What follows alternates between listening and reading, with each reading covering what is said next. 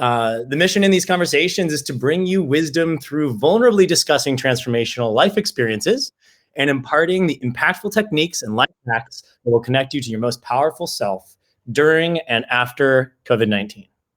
So, thank you very much for joining me today. We have a guest, Vikram Deol. He's a serial entrepreneur, successful real estate team leader, CEO of Osteostrong Bakersfield, and a business mindset coach. I'm going to bring him up on the screen here. Maybe. There we go. There he is. Hi, Vikram. Hello, everybody. Welcome to the talk today. We're going to have very good time. We're going to talk very, very much funny stuff, okay? So please listen, take notes, write fast, talking fast, okay? I don't think I've ever heard you use that accent before. What are you talking about? This is me, man. This is the normal Vikram. I guess I've never actually met before. Gotta have a little fun, right? Gotta catch the audience quickly. Agreed. Well, let's see. We met like 2015 or 16. We were saying at a Tom Ferry weekend back when you were in the midst of growing the team. That you guys did like 250 million real estate gross, right? Over like 6 years. Yeah. So we were doing, once I started the team up, we were doing something, I think I started building my team when I hit about 20 million in personal sales. I had an assistant the whole time, but I started to really kind of focus in on growing a sales team at that point. It was kind of always the thought process behind getting into the game. Once I started was to build it out and have other people kind of underneath or working with or partnering. I didn't really know when I started how it was going to look, and teams weren't so big. In the early part of my career, they started to evolve more as people realized that there was availability of leads like Zillow and Trulia and Realtor.com. As those platforms started to grow, the amount of leads that people had started to grow. So we were doing, I think 2017, which was my last full year, I think we did somewhere just under about 50 million in sales. Not a bad year. And then 2018, as I started to trail out, the team did something. I don't really know what they did in the first quarter. It was so low on the totem pole of importance that I didn't really care. It's so funny how it was so important until it wasn't. And then once it wasn't, it just wasn't. There was just like, why, what? Yeah, man. People do this their whole fucking life. Oh, can I swear? I guess we can. Yeah, I kind of caught myself, but people do this their whole lives. Like, how horrible would that be if they're unhappy or if they're not being fulfilled?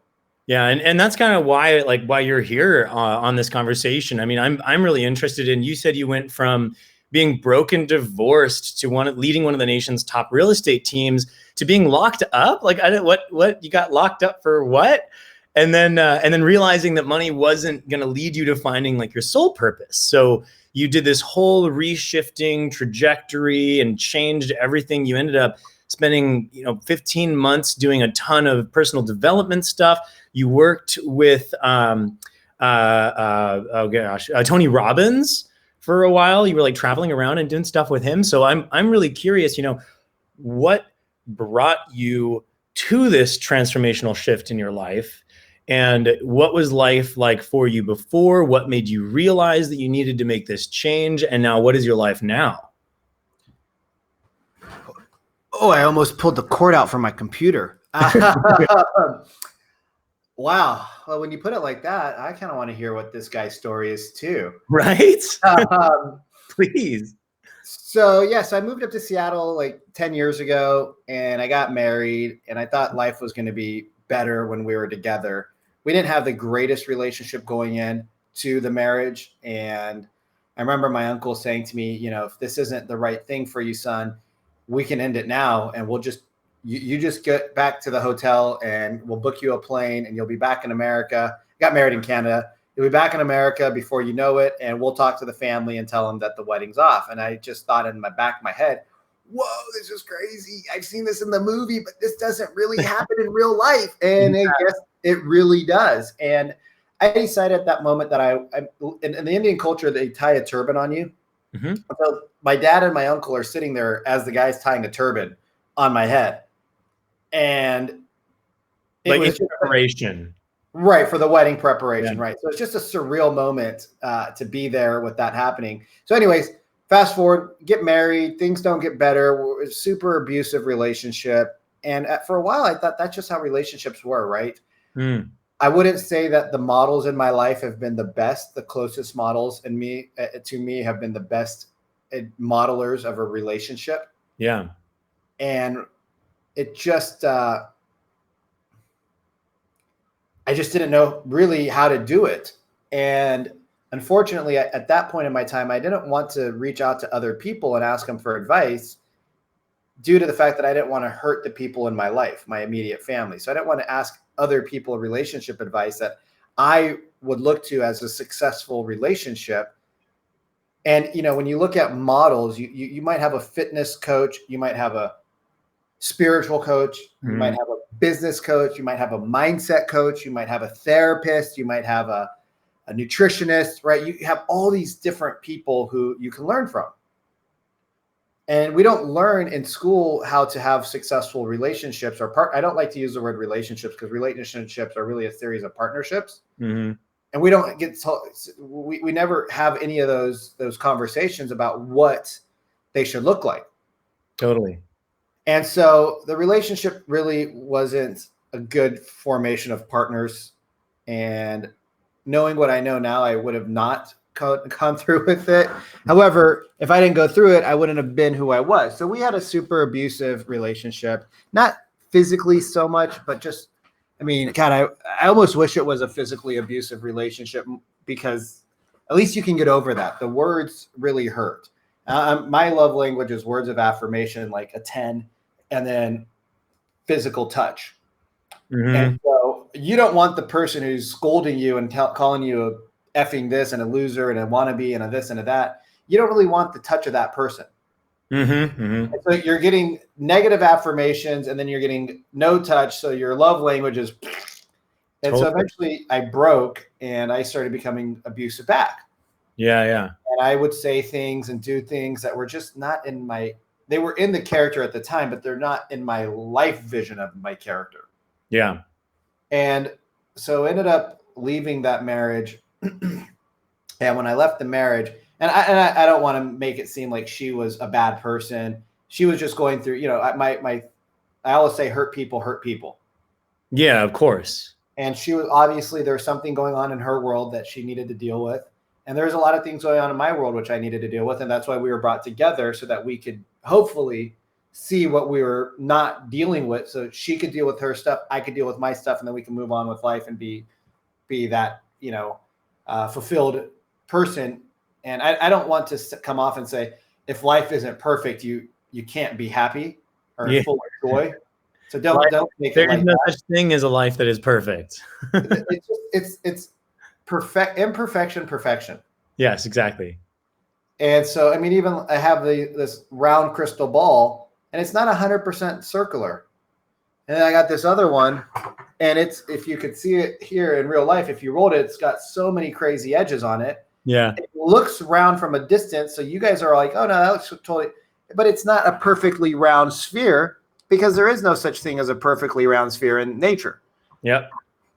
So once I decided that I was done with that relationship and that it served its purpose and it was no longer serving a purpose and that I had better tools in my tool belt to deal with it, I decided to leave that relationship, and I went full blown into real estate.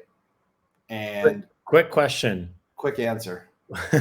What was, if you think back to that time, what was one thing, one tool or thing that you applied to yourself that allowed you to get out of that situation, that gave you the strength to do that? Did you have any self practices, any exercises, any techniques, something that helped you to get out? Or was that just like, I just can't deal anymore, I have to throw myself into something else?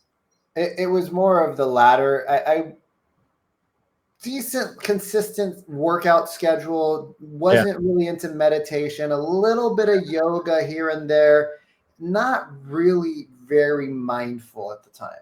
Gotcha. It was more about how do you make the next sale? How do you make more money? When I was younger, it was all about money. Then the last 2 or 3 years, last 2 years, maybe 2.5, it's been more about self-discovery.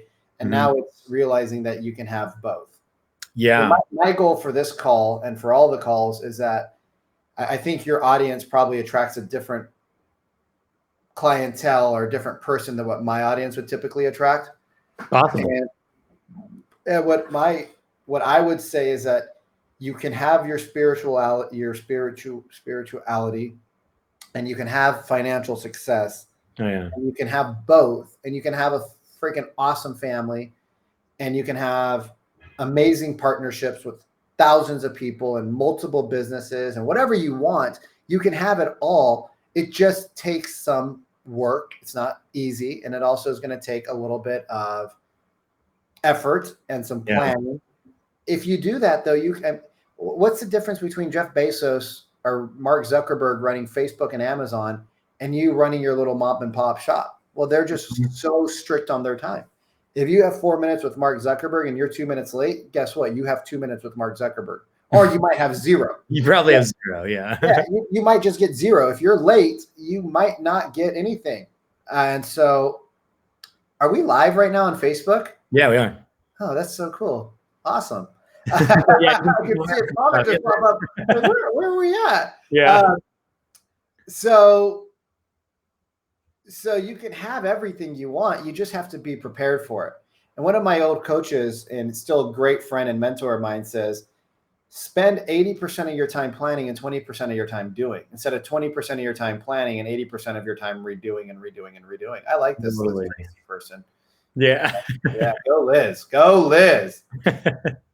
So yeah, so that was not really too mindful, man.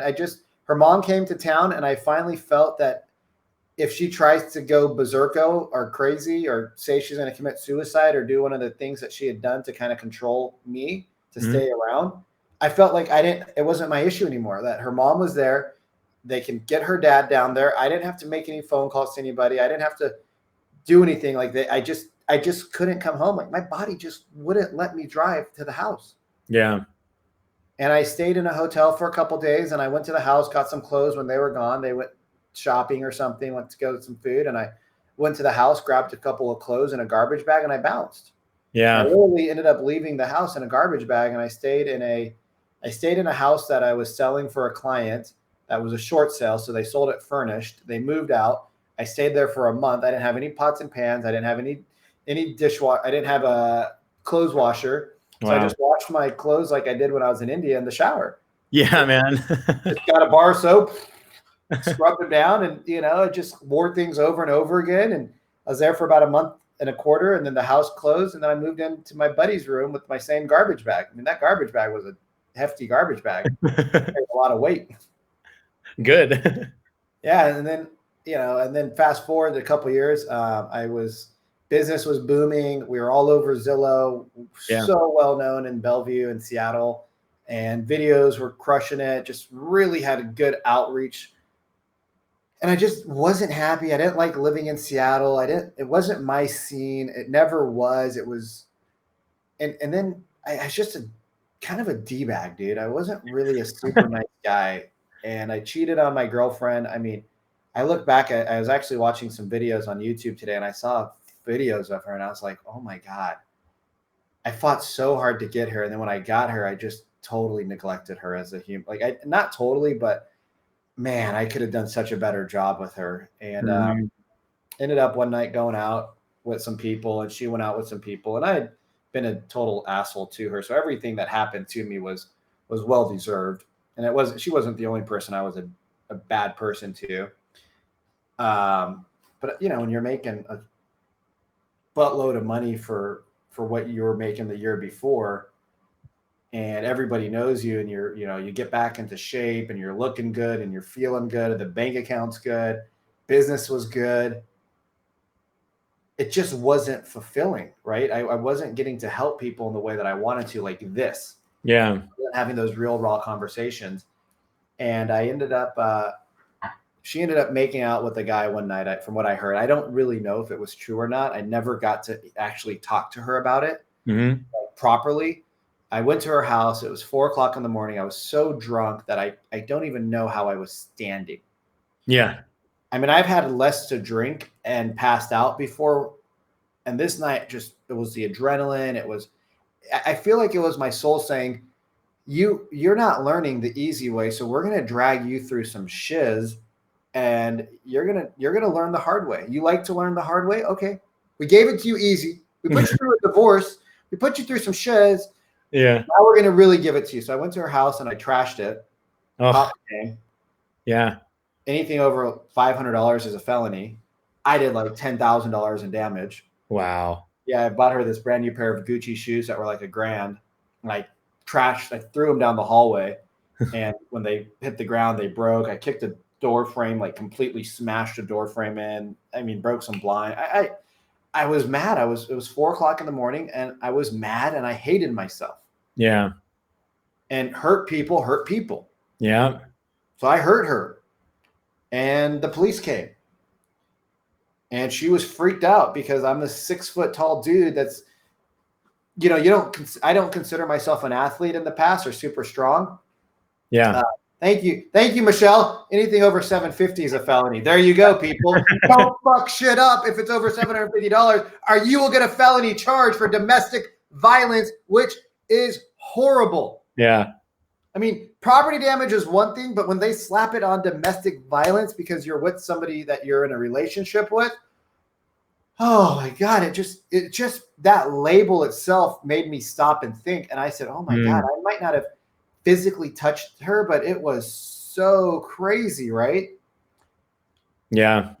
And I don't think karma's a bitch. I think karma's a great learning lesson, Liz. I'm going to disagree with you on that one. I think if you're open and you're receptive, you're going to make mistakes, and those mistakes are going to cause you to grow. And hopefully quickly. Some people have to grow slowly. Some people hopefully quicker. So I end up in jail. Yeah. And I end up getting, the thing drags out for a year. So we end up doing a plea deal, and because I wasn't going to try to say I didn't do it. I wasn't going to lie. Like I can't lie about that. And so I said, I'm definitely not going to lie. I'm not going to say I didn't do it. I'm not going to say that I was in the right and that she, I'm not going to fight anything she says. Like her reality is her truth. My reality is her truth, or her reality was also my truth, because my dad told me at a young age, it doesn't matter what you do to others. It doesn't matter what you feel like you did to others. It matters what they felt you did to them. Yeah, totally. And I wrecked her, dude.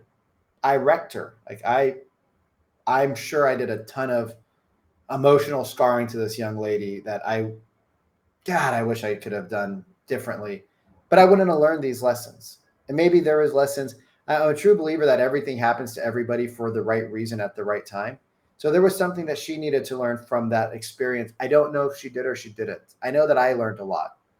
And so fast forward, judge looks me in the eyes and says, you didn't learn your lesson. You're still the same pompous prick, basically. That's what I figured she was thinking.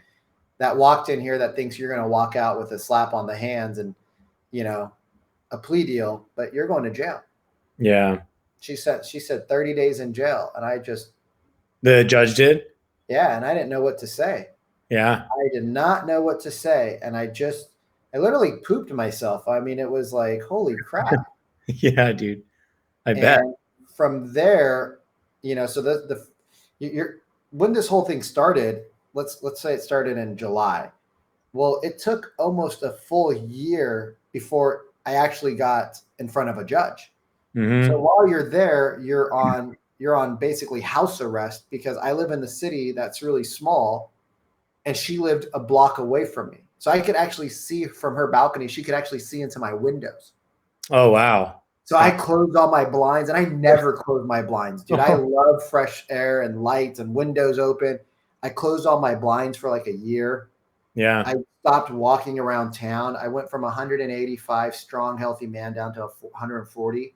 My energy dropped. My testosterone went from I don't know what it was before, but it dropped to the testosterone of a 90-year-old woman that was about to die. I mean, it was, yeah, living with stress. Yeah.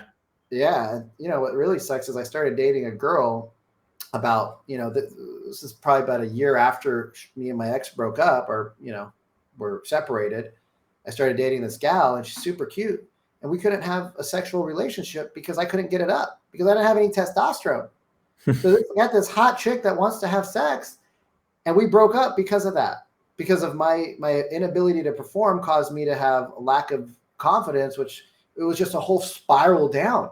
Yeah, it's like a year of literally living with just constant stress and constant anxiety and not being able to like get out of that downward spiral. Wow. Yeah, it was gangster. So then the no contact continued for another 2 years after that, or maybe it was a year. I don't remember. It was a long time though, from start to finish. I mean, she called the cops on me probably a dozen times because we saw each other out in public. So I had cops show up at my house. I had cops show up at my office. I had cops calling me saying, "Hey, were you at Whole Foods?" I said, "Yes." I said, "Well, so was so-and-so. And, you allegedly you made eye contact with her." I said, "Well, yeah. I mean, I looked over because I felt somebody staring.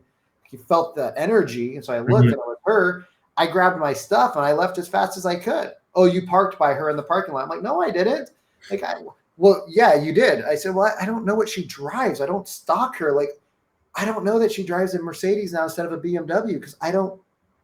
Yeah. I haven't talked to her in a year and a half. Like, Yeah. I can't be responsible for this. And they're like, I am like, I can't go to jail for this because I didn't know. Yeah. And so that was like a crazy year of being alone, being by myself, having to reflect on who I was becoming. Totally. And then I went to an event where Tony Robbins was speaking. And during that event, the manager, I had a manager, I had to let her go. Things happened. I didn't let her go, but anyways, things happened. Hired this new person who's supposed to be a rock star. She was a drug addict and a drunk. And she stole like $10,000 from my payroll. She stole a bunch of our petty cash. She stole like a bunch of our $150 bottles of champagne that we gave out as closing gifts. And thanks for the comments, Michelle. That's awesome. Oh yeah, I can give you some stuff. My attorney actually had me reach out to a couple of his clients in the past just because our case was so kind of unique at that point for somebody who'd never been in trouble to get such a harsh sentence from what they had seen. And like, yeah, Michelle says, "I rarely see judges do that." Yeah. So I ended up talking to a bunch of his clients for him for free. I should have charged him, but he's a very nice guy. So anyways, so that was a year of reflection. And then I see Tony, and literally this chick is stealing money from me as we're sitting there. And she's like sitting right next to me. I'm like, "Oh my God, there's so much integrity and honesty and openness here." She's like, "Yeah, I love it. I love it." And she's freaking stealing from me as we do this. And I'm like, "Oh my God, this is so much like if there's ever signs saying you need to get out of real estate, these are it. Like, you need to, Vikram, you need to figure it out." And I don't know that the signs were necessarily to leave real estate. They were more to just find happiness and wholeness. And I end up going to I go to an event and Tony Robbins is speaking as a guest speaker. Yeah. He rocks it. He's got an hour. He spends 7 hours talking, and I'm just in tears and reflecting and accepting myself and forgiving myself and starting the process. That was the start of the journey. That was 2017. Yeah. And 2017, I went to my first real Tony event, which was UPW in New Jersey. And while I'm there, a girl that I dated that we had broken up. So I dated a girl and then we broke up, and then I dated another girl, and we had gone to Napa together and had this great relationship, and everything was hunky dory. It's just that I hated myself during that time. Yeah. And she's at this event, and I was like, "Oh my God." So we end up sharing a room, and we end up having some great conversations. That's when I decided that I was going to become a platinum partner with Tony, and I was going to travel and do all of his events. And what is that exactly? The platinum partner. What is a platinum partner? Platinum partner means you get front row seats at any event that he has for 1 year. Oh, okay. Wow. Nice. So you're right up front. We call it spitting section. You get in earlier before everybody, so you get best seats. You're sectioned off. You get a little bit of private time with Tony. It's not as much as you think. You get all of his teachings, all of his CDs. I still have a box that I can't even fathom going through all of it because it would be like a month of education. Yeah. And I went to 16 or 17 events, and I met this beautiful soul there at one of the events. We dated for about a year, and we just had the greatest relationship because we could be so open and raw with each other. Yeah. And we just started healing. And we just started healing. And we just started healing. And we just kept healing. And then we went to Fiji and we healed some more. And we went to this event and we healed and we healed. And we got to take our parents and to some events. My issue in life, or my challenge in life when it comes to parentals, isn't my mom, it's my dad. Mm-hmm. And the way that he parents his children, I disagree with it. And then there's a lot of things that happen that cause us to bump heads. Unfortunately, yeah. I wish it wasn't the case. It just is what it is. And one of my transformations is speaking about that unapologetically, but also not putting any negative emotion in, just speaking as real as it can be as what it is. Neutral. Yeah. I don't want to give it more energy, right? I think we're all here. We all believe in some form of source energy or some sort of collective consciousness or whatever it is. I mean, like I said, I think our crowds have started to probably become more of a single audience, but right now mine is probably more on the money side. Yours is maybe more on the heart side. Mine is demystifying all of the spiritual stuff so that people can actually connect and understand what meditation truly is, which is working on your ability to be in a flow state and prolonging flow states and dealing with stress. And so I'm combining the science side with the aspect of demystifying and taking away all of that like misunderstanding between the Eastern side and the Western sciences. That's what I'm doing. So I'm right there in the middle with you, man. I'm like wanting to provide that to everybody so that they can understand it's not like this thing that they can't access. It's like super simple. Totally. Yeah. I mean, I feel like we're on the same path where we're trying to become more heart-centered. Totally. And teach people why becoming from the heart is all, my litmus test always was, would I do this to my grandma? Would I sell this to my 80-year-old grandma? Yeah. Right. And if I wouldn't, then I won't work with you. Like, I don't want you to buy from me, so I'm okay with saying to people, no, this isn't the right product. Typically when you say that they shouldn't get it, they do buy it anyway. So it's always awesome to tell them no. Yeah. But it's ironic that when you say no to somebody, they want it more. And then when you say, I think you need it, they're like, nah, we don't need it. So I always just try to use that litmus test of honesty and integrity and give more than you're paid for. Always give more service than required. And it's paid off. And so, this morning, like I said, I was listening to some YouTube video testimonial that we made back in 2015 or 2014 in my real estate days. And I was listening to the videos and I was like, whoa, those are some really nice things that people said about us. And it felt really good to see like who I was and then who I became and now who I am again, getting back, now that I'm back more to the heart-centered and the openness and the rawness. I really love being vulnerable with people. I hope being vulnerable is more contagious than COVID-19.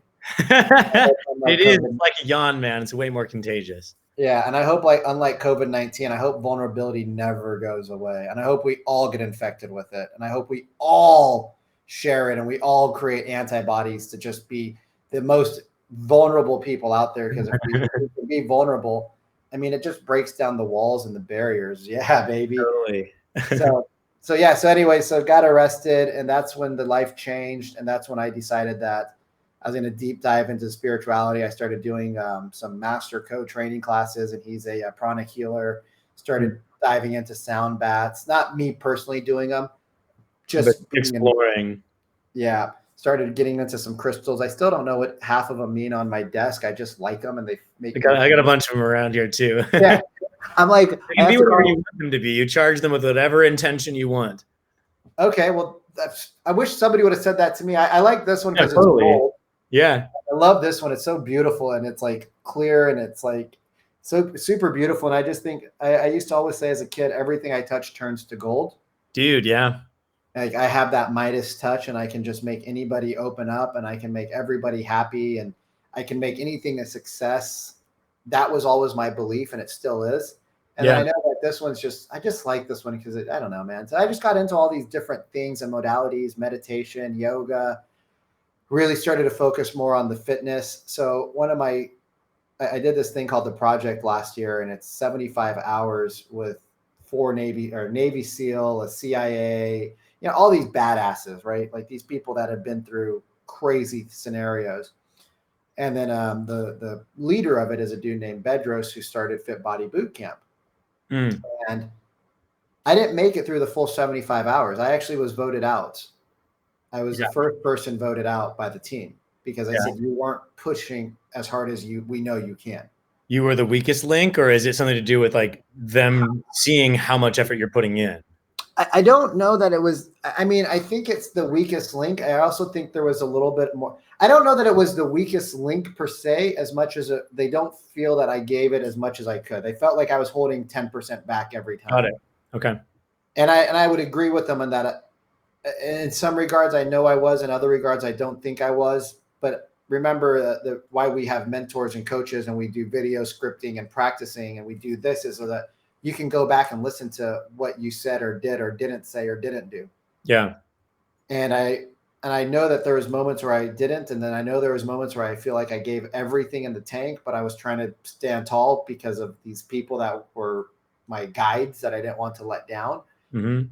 And that was brutal, dude. And having to be kicked off of that sucked. I mean, driving 2 hours to I went from this thing called the project to going to a conference that Bedros was speaking at the next day, getting kicked out at the 55th hour when we were so close but so far to victory. Like I couldn't taste the victory line, but I could see it in the horizon. We've already overcome the first half of it. And then having to go to a conference that he was going to be at in a room of like 150 people. So he would see me in there, obviously. Yeah. And I just didn't show. Oh, man. I bailed on the conference. I went for a few hours and my head was so messed up. I just walked on the pier and then I bounced at like 2:00 right before he was getting on stage. He was actually supposed to speak earlier in the day and then he got postponed due to something. It was even harder for you to and your mind is just messing with you the whole time. It's just you loser. He's going to laugh at you. He's going to make fun of you on stage. He's going to call you a 5-letter word that starts with B and ends with itch. And, you're going to be suffering. And instead of me thinking like, man, I'm the only MFer in this whole room who stepped up to go through this. Yeah, exactly. I'm a champion for at least saying I'm going to try to do this. I went the opposite route and I beat myself up. Crazy, yeah. And we do that. Totally. And we do that. And that was in November. That was this last November, yeah. Wow, that was last November. And ever since I've come out of it, so they talk about the 4 F-bombs. I call it the 5 F-bombs. So they talk about family, fitness, faith, finances.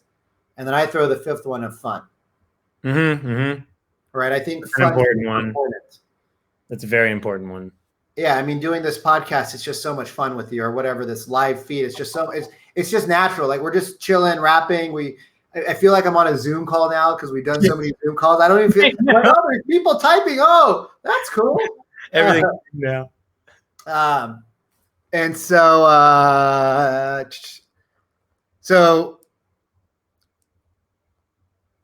now we're here, man. And I've journeyed with some plant medicine a little bit here and there. I've stopped beating myself up because every now and then I want to smoke a joint. I'll probably go buy some today and go sit at the park and puff a little bit and just sit down and meditate, put on some binaural beats. There's this thing called 8D binaural beats. Binaural beats are fantastic. so it's 8D, so it's like full surround sound, so it goes around your head and it Yeah. moves. It's such a trip. It's like a real life sound bath. I got a friend who just dropped like way too much money on an 8 system speaker system for their sound baths. And he's this guy who's like amazing at looping live violin. He's like a violin prodigy. And so he can create sound baths with also violin and then like move it around the entire space, like back, like whatever you want to do. Like, oh man, there's Where's like he located? Let's go there right now. I'm in. if you ever go to New York, there's this place called oh man, what is it called? There's a place in LA called the Den, and then the place Oh, I've heard of the Den. the Womb, WOOM in That's in New York. New York. And that place is like, I want to create one of those in Seattle now. And you know, I've got gongs right now, and one of my dreams is to have like a circular room and to have the entire room lined with gongs, and then to automate them with like a digital system that has mallets that can hit anywhere on the gong face itself, so that I can create waves that go around the room or back and forth or front and back angle and create patterns and different things that you can do, like sine waves, whatever, man. It'd be like the most immersive experience. And here's the thing about all of these experiences. Like, the only thing that we're doing is creating holding a space where people can come in and catch up with themselves. Right. Because they're so distracted. They're so stuck in Facebook or social media or whatever, the thing that they need to do tomorrow, finding food, whatever it is. Like, all that meditation is and all that a sound bath is and all that these different things are is just like connecting us back to our own whole and complete powerful selves. Like, each one of us is infinitely powerful. Like, I'm not doing anything with a sound bath. I'm just giving you a chance to come in and sit with yourself for a little bit. And the benefit of doing that online now is that people can be in bed in their freaking underwear or naked or whatever. It doesn't matter. Like, they're just going to be there, and they just take the time for themselves.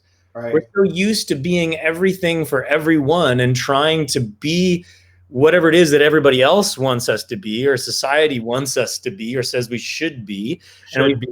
Take the time like what you took. It took you getting put in jail to finally sit down and take the time to think about what it is and who you want to be, and to start that self-healing process. And who you're becoming. And to see who you're becoming, instead of just like steamrolling forward from one thing to the next thing, from a divorce to a real estate team to this, to this, to this, right. Looking at what we think we should be instead of who we are, and developing ourselves from the inside out. Yep. And that's what you've been doing. And I mean, it's so cool to just see your story of like what it took to get you there. And then to see you there. Back to God, bro. I'm hard-headed. Yeah. I'm a stubborn Capricorn. That's a type A personality. Hey, I'm Capricorn too. Oh, no wonder we get along, man. Yeah. But it is just like, so it's like, so with what you're doing now, like what is, you started really self-healing with Tony Robbins. What is the first thing that comes to your head that you got from him that you still apply now in life? What is that you can share? Hindsight, you should have sent me this question prior, and I could have prepared for it. No, it's better to ask you right now. I hate preparing questions. I hate preparing answers for questions like this. Exactly. That's why I didn't send it to you. You would have spent like 4 days on it. I probably would have never looked at the email. Yeah, that too.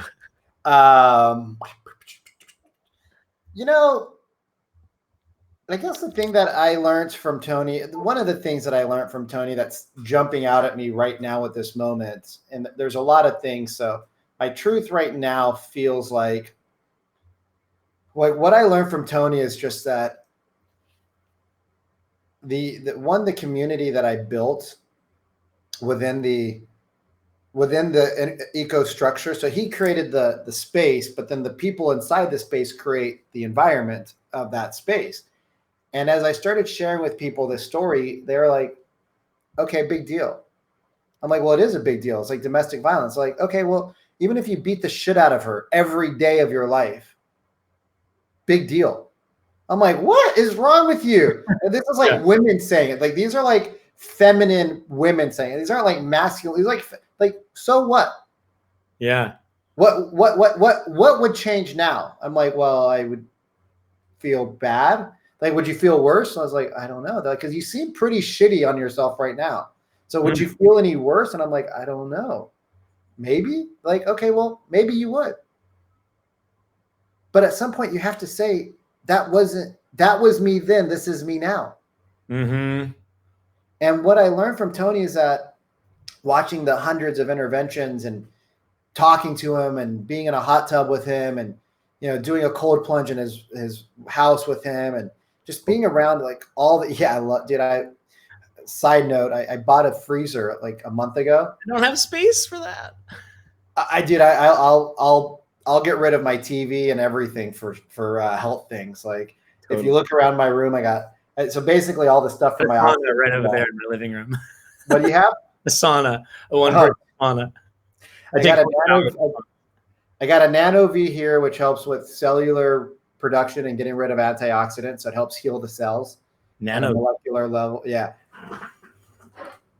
So this guy right here, it's just basically charged water. It's actually up in Seattle. Their headquarters is in Seattle. Got it. Yeah. Okay, gotcha. It's made by EMG3. So it's a bad little machine. Then I got Normatec compression boots in my living room, and I got a biocharger at my parents' house, and PEMF mats, and all sorts of like biohacks. And you know, it's just so cool to use all this technology.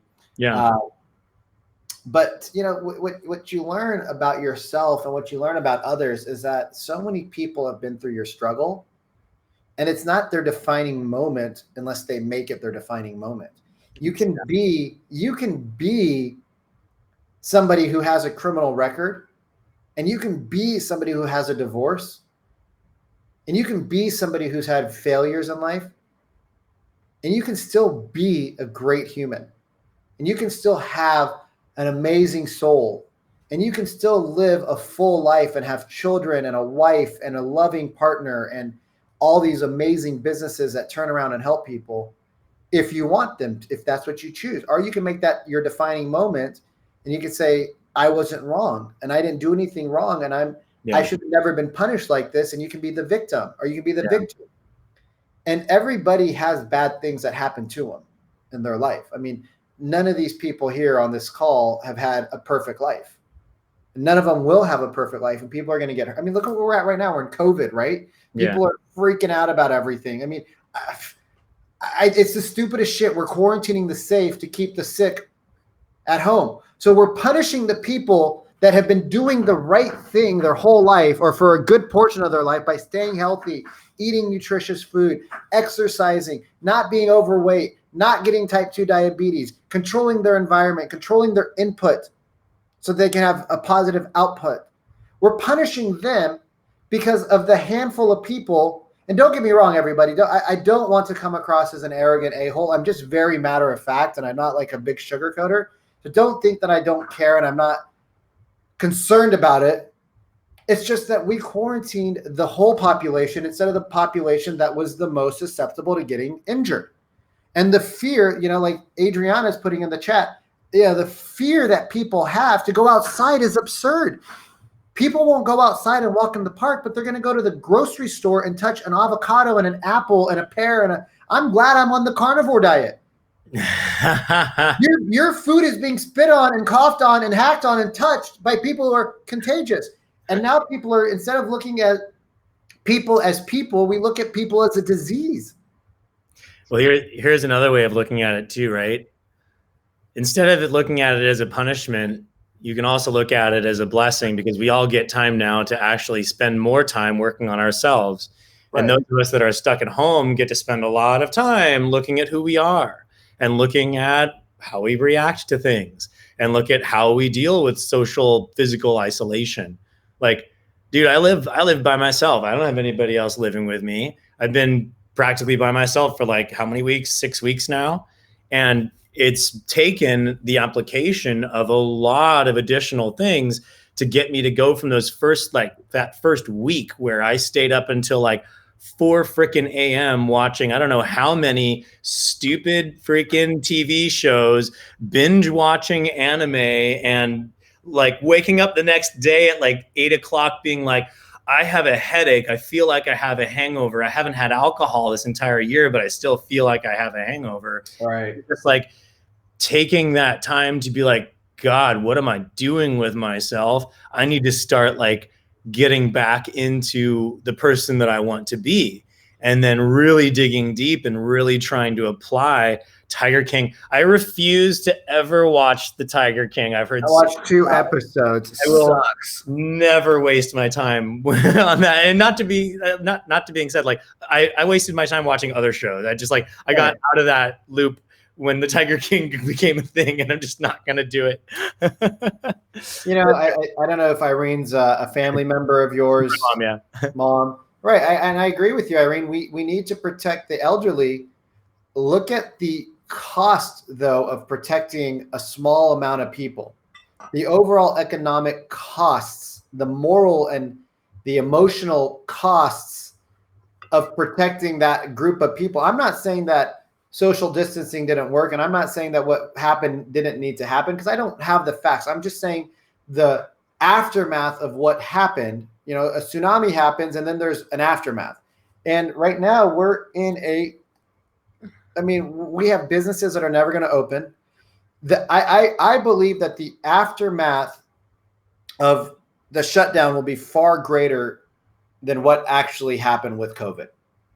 Well, that's the key, though. What actually happened with COVID? If we didn't do anything, think about the actual amount. Well, if we would have 1% of the entire world's population died, even if the death rate is like 1%, like that's a lot of freaking people, dude. Right. You think about the amount of value that each one of those people would have given to the world economy. How can you say that if what is that, like there's 7.8 billion people on the planet? That's a lot of millions. That's like, think about the economic value that we would have lost. And especially if the entire like population would have overwhelmed the health systems, you add even more on top of that. So I agree with you, because I think if we didn't do anything, there would have been a larger economic fallout because of the deaths in the long term than what we are doing currently. Well, we just bailed out that. Right. We just bailed the U.S. government, and I know this isn't what we're talking about here. Yeah. But we just bailed out the U.S. government. They're going to be into this for $3 to $5 trillion. Every government around the world. I'm not saying that we should have not done it or we should have done it. I don't know the right or wrong answer. It's just that if people took more, I wrote an article about it this morning. Yeah. And there's a small percentage of people that are actually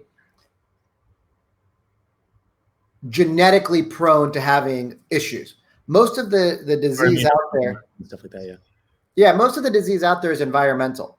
You take 2 twins, you separate them at birth, you put one in a healthy house, one in an unhealthy house. Genetic. The genetic diseases are super small, but you might take one house and everybody's got type 2 diabetes, and the people say, oh, they have heart problems and high cholesterol. That's genetics. So like, well, no, look at what they eat. Look at what they drink. Look, they live under power lines, right? Environment. So all I'm saying is, now that the research is out there, I'm glad that we had a quarantine. I've been enjoying my life more than ever. Right? I've had so much time for myself and to just do whatever the fudge I want. It's been amazing.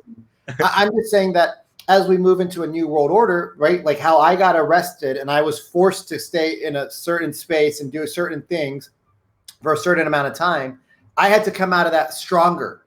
Yeah, totally. I had to come out of that stronger. I had to come out of that saying, I don't want this to happen anymore. Well, when I see the line at McDonald's and Taco Bell and Wendy's and Carl's Jr. and Krispy Kreme a mile long, and I say, so we shut down the world to help people, yet we don't talk about anything that's actually going to help them.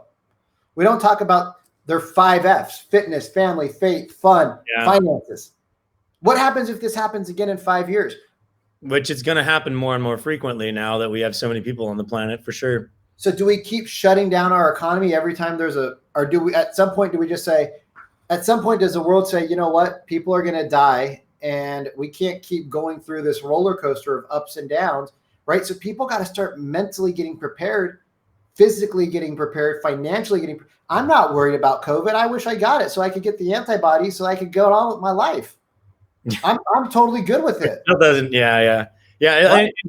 I hear what you're saying. Like right now, I think it is imperative for us to shift the storyline of what this is all about.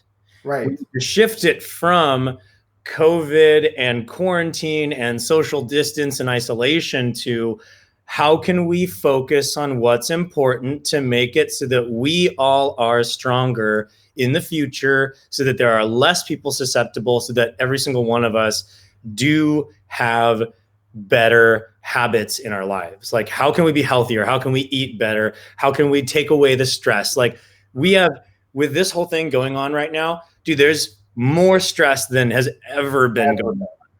And the more we can shift our storylines to what can we focus on bringing of value to people in these situations, it doesn't matter. Okay, human life is invaluable, and I don't mean to say that human life doesn't matter, but what has happened has happened. People are dying. People have died. We've reacted to it in the way that we have. The government has reacted to it in the way that they have, which has been really interesting to see. I'm not going to get on that right now. Yeah. And there are two different ways we can come out of this. We can come out of this in the way of, oh my God, we just went through this terrible thing. It's going to happen again, and live in fear for the rest of our lives. Or we can shift the story, because like you were saying with Tony Robbins, we have the power to look into our past, change our connection with that past, and make it into something empowering, and just look at ourselves now and detach that from what happened in the past. Right. We can detach ourselves from how we did this and how we reacted to it, create a new story, and that new storyline can be connect with yourself. Yes. Connect with where you are at right now. Ask yourself the question, what do I need to do to be my best self? Does that mean I need to start doing yoga more? Does that mean I need to take 10 minutes during the day to connect with the present moment and work on my capacity to choose to be me instead of distraction, which is what meditation is? Yes. If we can just talk about it in a way that more people can understand that it is the ultimate, most beneficial thing that they can freaking do for themselves. Right. If you can work on your ability to concentrate, your ability to realign your energy into yourself, and to look at you, what you have done, what you are right now, and who you want to be in the future, the world will be a better place, and we will be able to deal with situations like this in a much more powerful way in the future, without coming from fear and without the narrative of fear. And that's what I think we need to do. and you know, people want this permanent solution. They want a vaccine. They want all these things that to fix their treatments, but they're not solutions. No, they're not. We're going to get more of these coming. Yeah, I mean, if I pour my water bottle out and I don't have the cap closed, there's going to be water on my table, and that water is going to spread and spill everywhere. But if I can close the cap, then I can do whatever I want with this water bottle, and the water is going to stay contained where it needs to be. And what, you know, my point about this whole thing earlier, you know, not to go off on a 10-minute topic tangent, was that if we come out of this with practices of meditation, and with practices of health routines, and with practices of mindfulness, and using technology, right? You got an infrared sauna in your living room. Yeah. I got.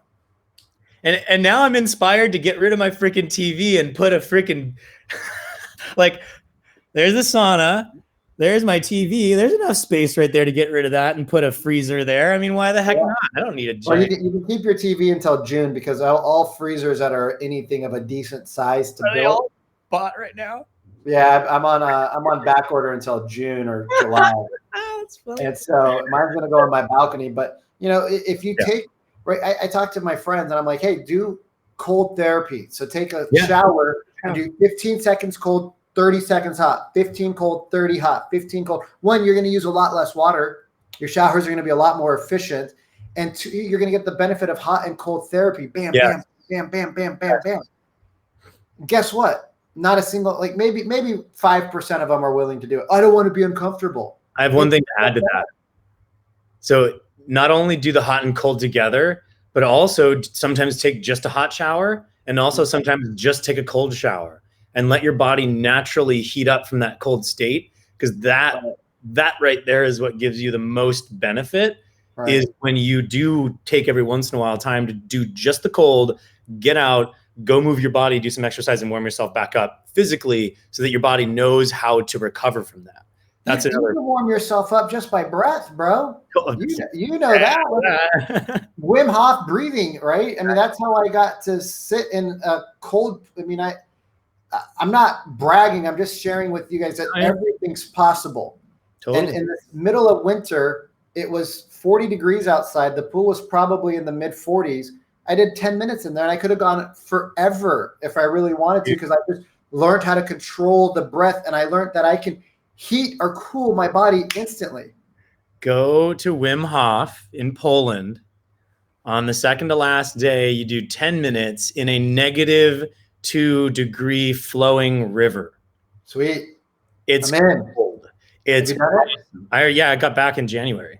I did it in January. It was one of the great. I'll do it again. Actually, I'm going to be there. I'm doing the instructor track right now, and I'm going back in December to do another week with Wim. And you also hike a mountain with just shorts on for like 5 hours in the -degrees. So you learn that breath control. And if you can learn how to breathe in the cold, in the wind, in the snow, you can breathe when you get a terrible email that's telling you something you don't want to know.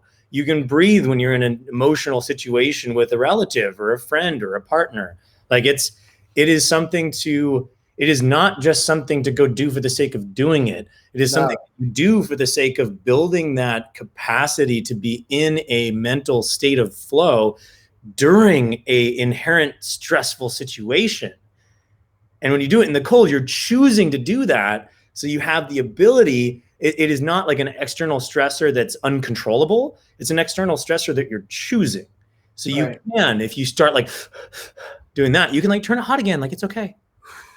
Yeah. It's like, Oprah said something. She said, when I decided that I wasn't as healthy as I wanted to be, and everybody said you need to go on a diet, she said, I thought about all the food that I couldn't have. She said, I changed the mindset. I started thinking about she said, I started to think about it, and I realized nobody's doing anything to me. I'm making a decision to be healthy for me. And if I want to go back to bonbons and ice cream and donuts and cookies or whatever her guilty pleasure was, she's like, I can do it tomorrow. There's nothing stopping me from being whatever I want. I'm just making a conscious decision that I want to be healthy now. And it was like, oh yeah, okay, not a big deal. I can do it. I can not do it. I can turn it on. I can turn it off. Yeah. And that's, my hallucination after this all is that people come out, if you're more mindful, they take a minute for themselves every day, right? They take 10 minutes for themselves every day. The first hour of their day isn't going to Angry Bird or Pokemon Live or Facebook or whatever they're going to. It's going to themselves. It's like, I'm going to do my gratitude journal. I'm going to do 5 or 10 minutes of reading. I'm going to do some yoga. I'm going to take a quick power walk around the block. I'm going to do just 10 minutes of my self-care. Yeah. And, I'm in a business where I see people every day that did not give themselves any self-care, and now they're struggling. And if you've ever read the book, The Slight Edge, I think it's by Jeff Olson. It's great. He talks about, so, what's easy to do today becomes hard tomorrow. What's hard to do today becomes easy tomorrow. Well, if you work out every day, it becomes easy to stick to that routine. But the first time you go to the gym, it's really hard.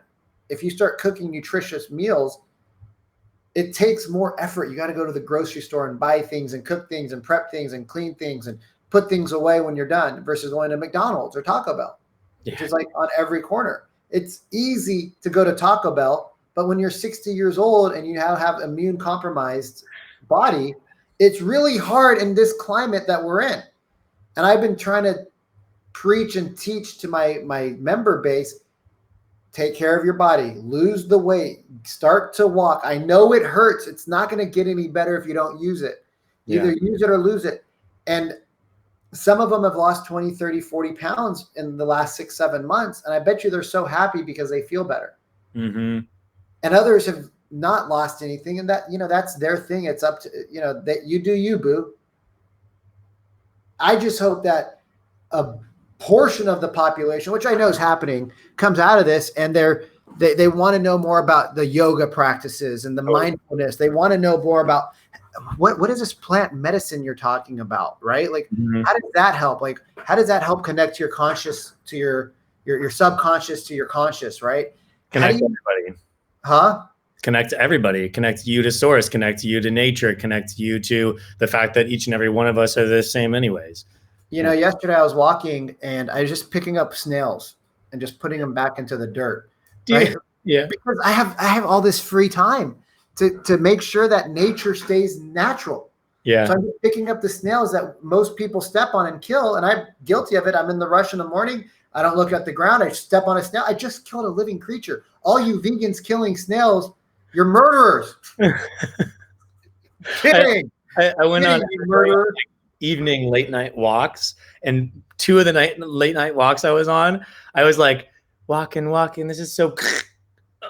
Oh no! I killed a snail. I didn't see it. And now I've just become more mindful. Like over the last few weeks, I've just become more mindful. I'm like, you know what? I have the time to bend down for 2 milliseconds. Yeah.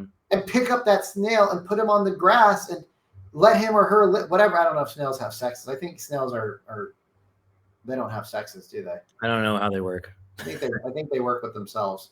But taking that extra few seconds to just pick up a couple of living creatures and putting them back where they're safe. Yeah.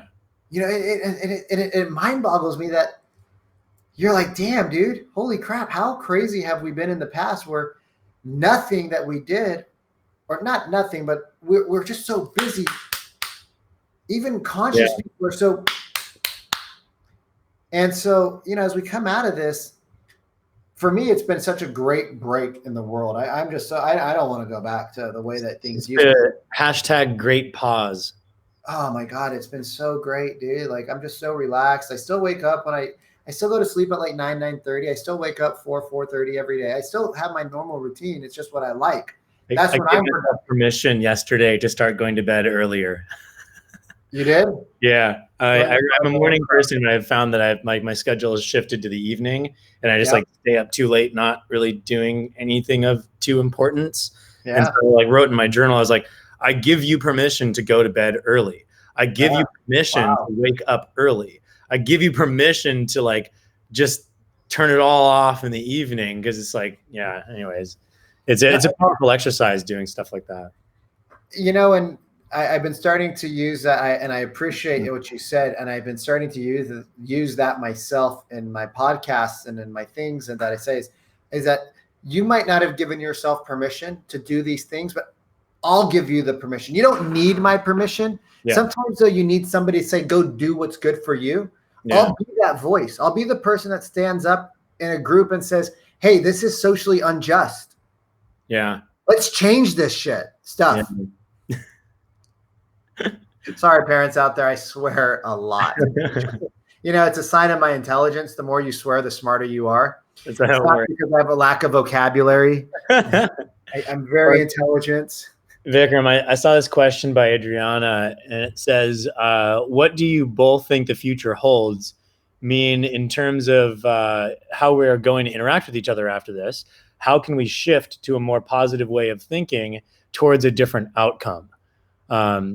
It seems like social distancing will be here for a while to stay. So it's how can we shift this to a more positive way of thinking towards a different outcome? What is an answer you've got for that?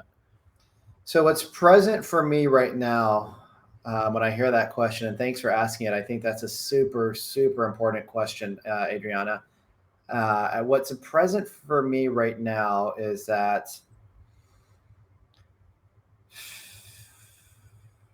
the conversation that you and I are having, Chris, we might have a difference of opinion on some things, on a lot of things, on everything. Maybe we do, maybe we don't. I don't know you well enough, and we haven't spoken in such a long time. I don't even know how we came across each other. I think I don't remember how it happened. You saw my last one somewhere and reached out or something. I'm not sure exactly where you saw it. It's probably Facebook. Somewhere I saw what you're doing. I'm like, I got to reconnect with this dude. He seems like he's got some good vibes going. Like, let's see what he's about. Right. And we just started chatting and it was great. Yeah. I mean, it's this real conversation. You know, what I hate right now, whether you're a Trump supporter or unsupporter, we support humans. Yeah. And whether we support that particular train of thought of that human, it's still a human. And I see so much divide happening. Oh, you like, I was going on this date with a girl and we started talking, and this was like 6 years ago when Trump was not even president. Yeah. And she said something and I go, well, I'm not for or against him. If he wins, he wins. The people have spoken. So I'm not going to be the person that's, wielding an axe. Let's get rid of him. I'm going to be the person that says, if you don't like what he's doing, then how do we get change? I love that. Right? I'm going to provoke you to think differently. Dude, she hung up on me and said, I don't want to go on a date with you. You like some ludicrous crap that came out of her mouth. And I said, we have the greatest 4 hours. I was driving to San Francisco to see her. Like, I was going to stop in on the way back up to Seattle from Bakersfield, visiting my parents. I was driving. I was going to stop and see her. So I made the whole plan to see her. We had a 4-hour conversation. It was amazing. And she said, oh, well, you don't hate Trump? I said, no, I don't want to hate anybody. Maybe I dislike some things he says, and maybe I like some of the things. I don't know. But I'm not going to lose sleep over this dude. He's not that important to me that I'm going to lose my sleep and get in a fight over it.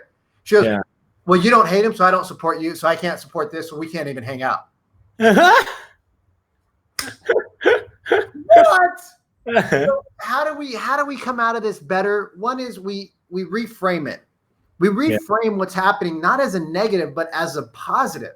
We reframe this as an opportunity to learn how we can become, one, healthier. Stop relying on the government to bail you out.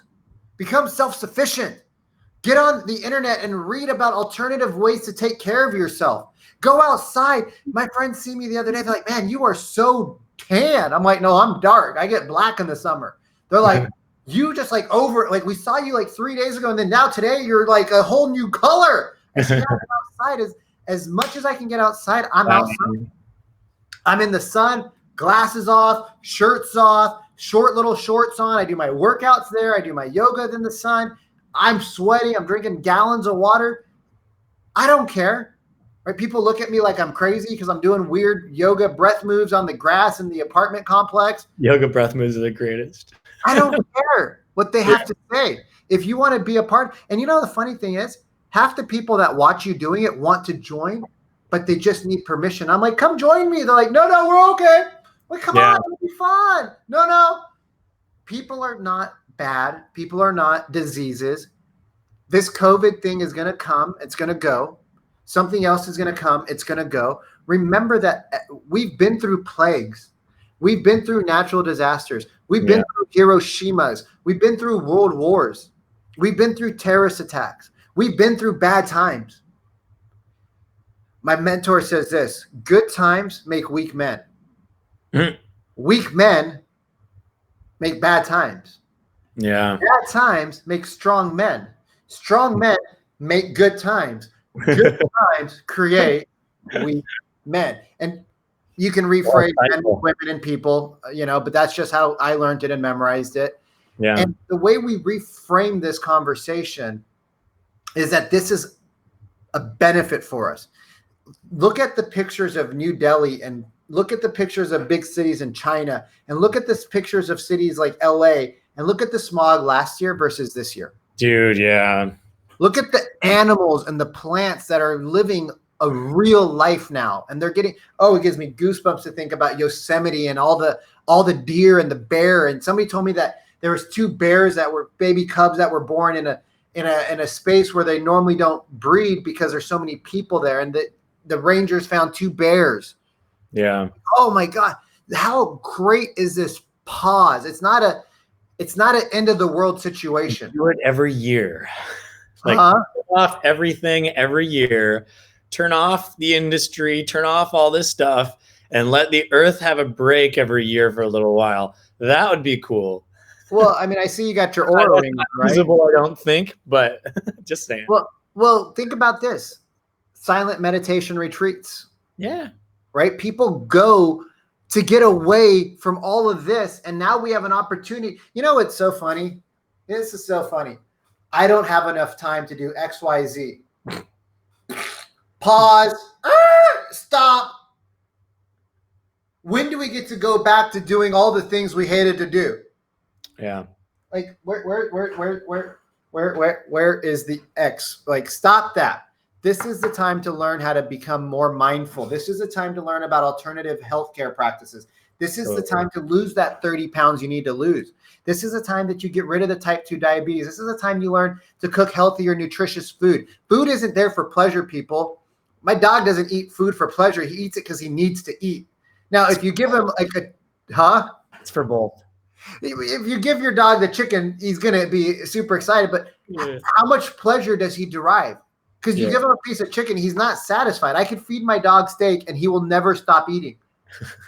He will never be happy. He'll just keep eating until his stomach explodes. Right? So we have to learn to become mindful. We have to learn that there's things out there. We have to learn how to reframe in an instant. We have to learn how to change our state in an instant. We have to learn that nothing happens to me. Everything happens. That's what I learned from Tony Robbins. Everything happens for me.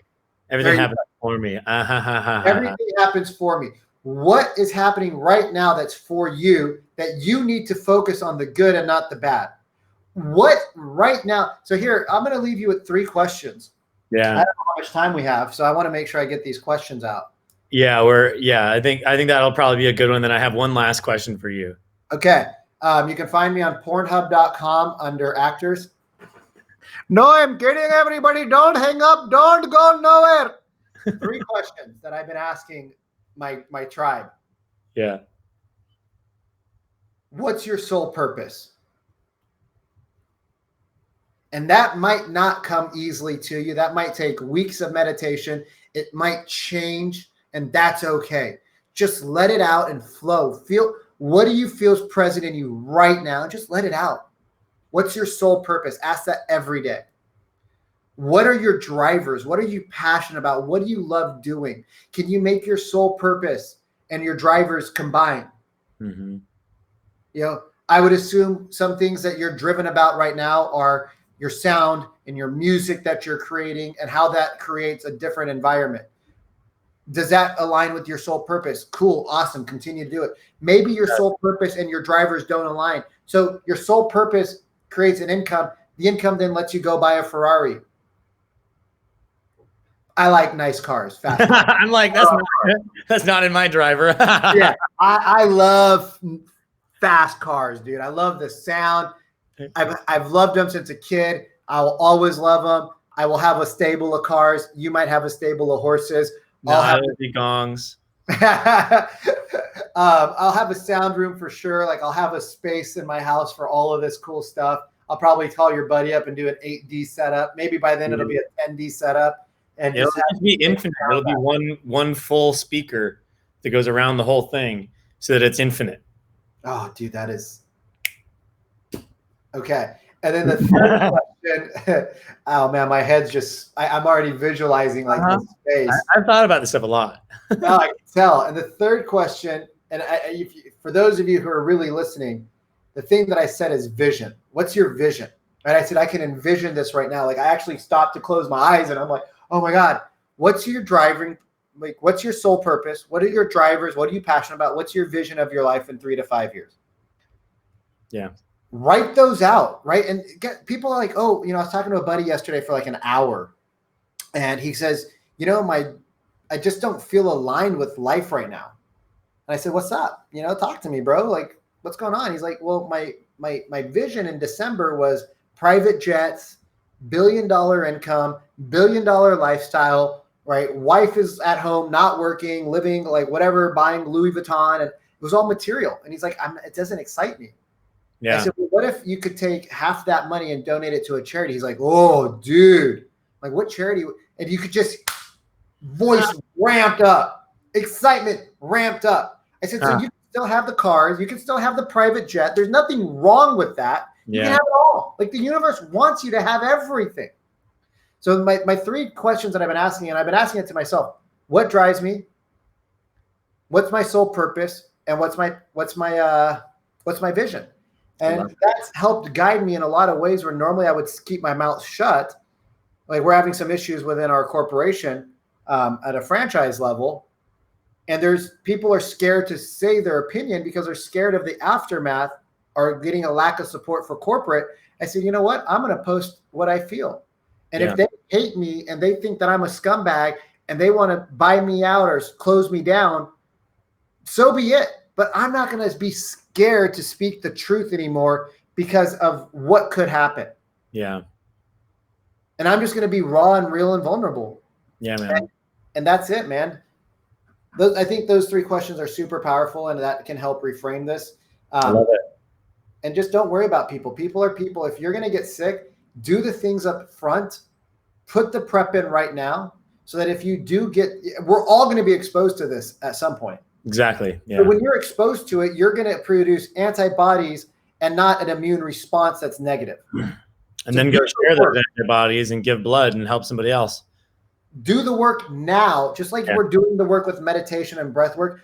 Do the work now so that when you need it, you can call the tool out and it just works seamlessly. Yeah, man. Agreed. Yeah. And one other thing as well is like, be easy on yourself with all of this stuff. Like you're not going to go from not meditating at all to doing a half an hour of meditation every day. Like I'm going to put out a 20-day challenge or a 5-week challenge where it's like week number 1, get a pillow, somewhere, sit down on it once a day for 1 second. And any meditation that you do, any breathing that you do, anything that you do on that pillow is extra. Week 2, sit down on that pillow, take 3 breaths, leave, do whatever you want. Any additional meditation you do. And we, just plan this out for a long period of time. Like it took me 10 years of trying to get a daily meditation practice. And I got to the point where I was like 250 days straight at one, like after 9 years of trying. And then I missed 1 day, and then I didn't meditate for 2 months because I was so distraught about that one thing. Like it became more about the days in a row than it became about the benefit that I was getting from the meditation itself. And it took me a while to reframe that experience. Like it took a while. It was hard. But even to get to the point where you're meditating for 2 days, 3 days straight for 5 minutes, give yourself some weeks. I'm going to make a thing and release it and get people into meditation in the easiest way possible. So for any of this stuff, be kind to yourself. Yes. Be easy on yourself. Not necessarily easy on yourself, but be kind on yourself. Be kind to yourself. And when you mess up, it's okay. It happens to the best of us. It happens to every single person. And I'm glad you put that in there, because normally when I tell people to start meditating, I told my mom yesterday, I said, Mom, just download an app or just sit down in your garden, right? It's your quiet space. Nobody bugs you. Yeah. Just go sit down in your garden. You love the dirt. You love being out there. You love the plants, and just go bring some awareness. If you do 10 minutes, awesome. If you do 2 minutes, that's awesome. It's 2 minutes you gave to yourself out of however many minutes in a day for you. And if your brain is going all over the place, it doesn't matter. Let it roam. Don't even try to control it. I was just sit down. And I said, if you don't make it for 10 minutes, that's okay. Just when you open your eyes, check the clock and be like, okay, that was a long 1 minute, and just try to close your eyes again. If you can't do it, that's okay too. Maybe you can, maybe you can't. Either way, it's good. Just sit down and make the grass and the ground and that your quiet space. Yeah. Just make your sanctuary. And I guarantee you, and I was and the benefit of it is that the vibration will increase and your plants will have a bigger yield, because you're putting that energy into the ground, and it's going to resonate all throughout everything. I said, if you do that 3 times a week, next time there's an argument or next time there's a blowout at the house, you're going to be able to go back to that 3 minutes of silence, and it's going to give you that 10 millisecond window to think, okay, what should I do? Okay, I'm going to do that versus that. Yeah, instead of reacting immediately to whatever's in your environment. Yeah. just gives you those little micro milliseconds of, it's the matrix. When I meditate consistently, the world is so slow. Like I'll be looking at the clock at noon and I've accomplished so much. Yeah, man. And it's crazy. Cold showers, cold therapy, cryotherapy slows down time. Yeah, because 3 minutes is a long. I always tell women, they're like, I said, women, you guys ask a lot out of men. 3 minutes is a long time. They're like, no, it's not. I'm like, go sit in a cold pool for 3 minutes, and then you'll see how long it really is. Like, if you get a man to give you 3 minutes, you should bless him. 90 seconds is a long time. Well, I got a couple of things. So where can we find you? Instagram, YouTube. So Instagram, it's Vikram_Deol. So VIKRAM_DEOL. Yeah. Probably where I'm the most active. Facebook is just my name, Vikram Deol. Follow me, and then I'm working on some pages for business so that people can we can be more interactive. Yeah. But if you follow my personal page, you'll see all the stuff I post. YouTube, Vikram Deol. LinkedIn, Vikram Deol. But probably most active on Facebook and Instagram right now, and then working on YouTube. And then my podcast is called B-Real. Nice. B-Real. And then that's on like what's it on? It's on everything. I use Anchor to record it. Oh, Anchor. Okay. Yeah. It throws it out to Apple Podcast. Apple Podcast. Yeah. Nice. And then it, whatever else it does. Sweet. And what's coming up next for you? What do you got going on coming up? So just really kind of revamping. Again, right now it's been just a really nice space to work on the business that I really want to be in. My sole purpose isn't owning osteostrongs, I realize. Mm-hmm. It's doing work like this. And nice. If you were to ask me what my superpower is, that's another great question that you guys can ask yourself is, what's your superpower? Yeah. And a lot of times these things don't come jumping out at you. So just like you said, Chris, be gentle on yourself, right? Really allow yourself the opportunity to flow in and flow out of it, and allow yourself the ability to change it, but don't change it immediately. Think on it, meditate on it, breathe on it. And then if you think that you change it. But I really realized like my ability to allow people to be who they are unapologetically is a superpower. So doing more podcasting, sharing more of the things that I've been through, and then building a holistic business coaching program where we're more heart-centered versus head-centered. Grant Cardone did that whole thing where he said he's going bankrupt. And I just thought that was a really slimy thing to do. So, I get we all want attention and we all want eyes on us and we all want to make sales and we all want to make money. I just didn't feel like that was something that resonated with how I want to attract people to me. Yeah. And so just really coming from that heart center, and let the heart lead the head versus the head lead the heart. Beautiful. Love you, man. This is awesome. Lastly, what is the impact that you want to have on the world? So I want to impact 1 billion people before I die. And I want them to, the impact I want them to have is again, this might change next year, but right now what's calling me out is the ability to be vulnerable and real with yourself and with the others around you, and not worry about what the outlash is going to be or the aftermath or who you might hurt in the process, because sometimes you have to speak your truth and it hurts and stings other people around you. And the reason why it hurts and stings them is because it struck a chord about their truth. And so it makes them think about what they're doing and if they're truly living their soul purpose and their vision, and do it with class and do it with tact and do it with empathy, but just do it, and do it unapologetically. Because sometimes you just got to let it out raw, and you might listen to it a year later and be like, damn, that was really raw and aggressive. But just let it out and be you, because you matter and your life matters and you're important and you have a vision and you have a story and you have a voice, and we need to hear it more than ever right now. We need to hear it. We need you to step up. And so I want to give people the permission with my story, because I didn't grow up in a shitty household. I grew up in the back of a Mercedes, right? I mean, my dad's a doctor. I didn't grow up poor. I grew up very blessed, but my mindset was not of one that could see all those blessings at the time.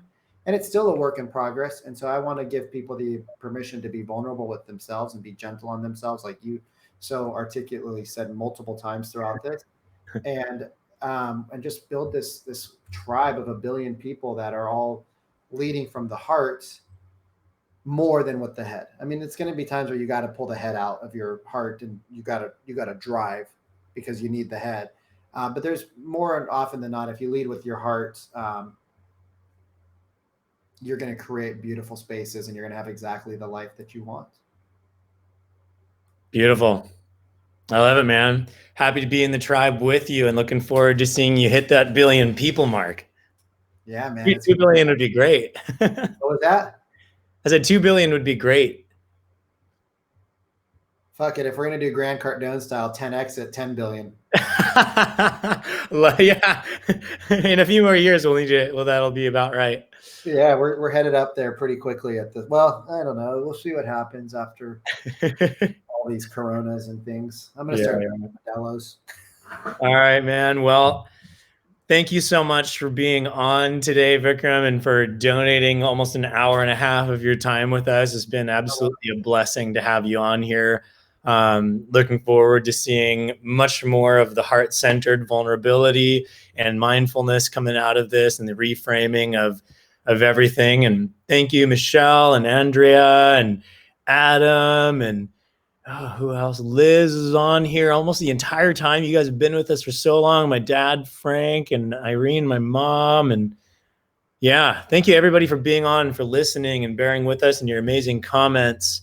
Like I said before, my mission in these interviews is to bring you real techniques and life hacks to impact you and who you are, and connect you with your most powerful self, and just have vulnerable conversations with amazing people just like you guys who are on listening. So if you have anybody that you want to come have a conversation with me, please recommend them or reach out. Share, like, subscribe on Soundsmith Worden on YouTube and all those things. And tonight I'm leading a 30-minute breathing session at 8:30. You can find the event on my page. It'll just be simple, easy breath work, laying down, give you a boost on this hump day, get you through the rest of your week. And then we'll be back next week with an interview with Matthew Seal, very similar to Deol, who is also a Wim Hof instructor who has a very different take on how he does the Wim Hof method. He goes out into nature and connects people on trips. It's a really, really cool thing, and I'm looking forward to sharing his story with all of you too. So Vikram, thank you very much. Everybody else, thank you very much for being on. Michelle, you're awesome. You were here like this entire time. I look forward to seeing a picture of your garden. All right, take care, everybody. Enjoy, keep being wonderful and beautiful, and remember, you're all whole and complete.